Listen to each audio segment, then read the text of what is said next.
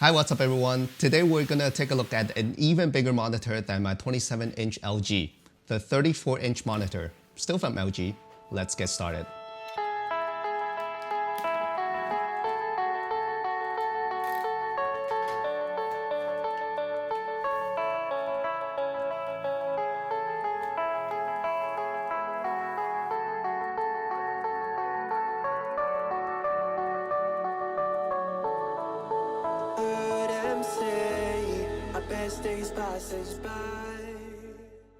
I love the 27-inch 4K LG monitor that I've been using in the past couple of months. Super sharp image, great software, but I just need a little bit more space for multitasking. So I picked up the LG 34WL500B 34-inch 1080p monitor.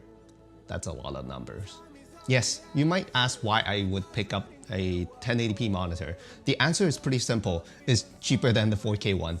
And I'll use it mainly for multitasking and timeline editing with Final Cut Pro. For higher resolution referencing, I'll still rely on my 4K monitor. But today's video, we will focus on just this monitor because I won't assume that you have a 4K monitor sitting beside this one.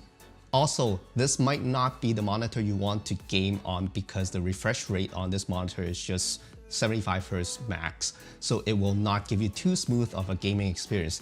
But this is a smooth enough monitor for everyday use, including media consumptions.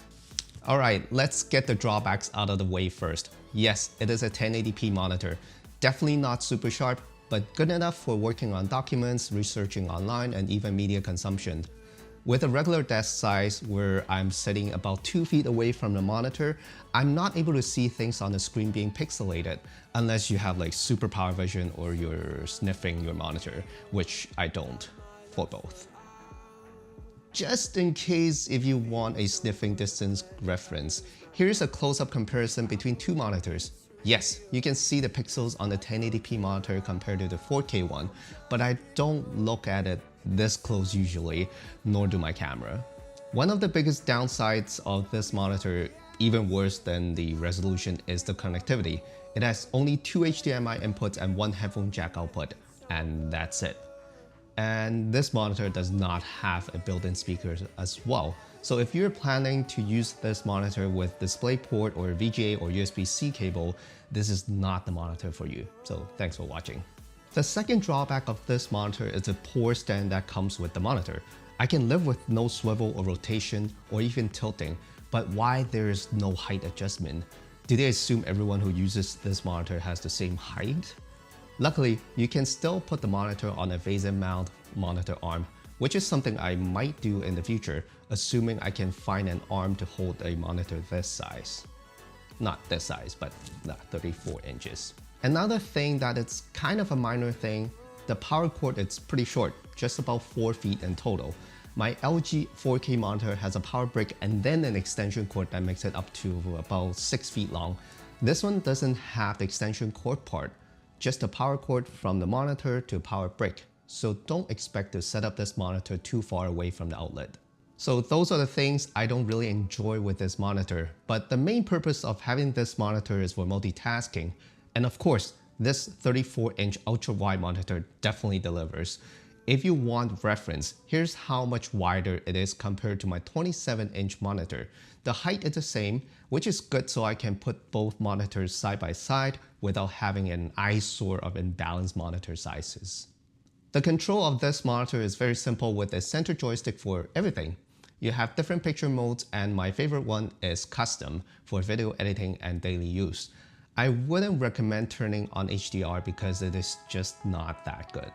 I've talked about the control in my last video about the 4K monitor. Having one single button to control everything is great for simplicity and design, but if the button stops working, it's probably time to look for a new monitor. The biggest advantage of using an LG UltraWide monitor is actually not the hardware but the software that it provides. The LG on-screen control app that I made a separate video just on that because it is just so great. On this monitor, I'm able to split the screen into 3 or even 4 windows and I still won't feel crowded, and that is awesome. I picked the flat screen not only because I'm cheap, well, that's part of the reason, but for me because I have a flat 27-inch monitor to begin with. It would be pretty weird to have a curved and a flat monitor sitting so close to each other. That's just a personal preference. With similar bezel size, these two flat screens look pretty good together to me.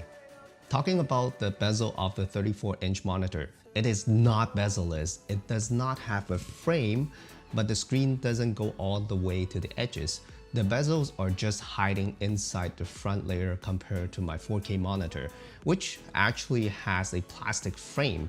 You can probably see the difference in my video. The thickness of the bezel is about 1/3 of an inch, which is the same as the 4K one. When the screen is off, it does look like it is bezel-less. That's it. Those are my thoughts on the LG 34W L500B monitor. I really don't like names like that. If you're looking for an ultra-wide monitor with good quality but won't break your bank, I would highly recommend this one. Trust me, 1080p for a screen this size looks way good enough. And it requires less horsepower from a computer to drive it as well. If you like this video, share with your friends and family to help this channel grow. Thank you so much for watching, and I'll see you guys next time. This life comes around, just keep your faith.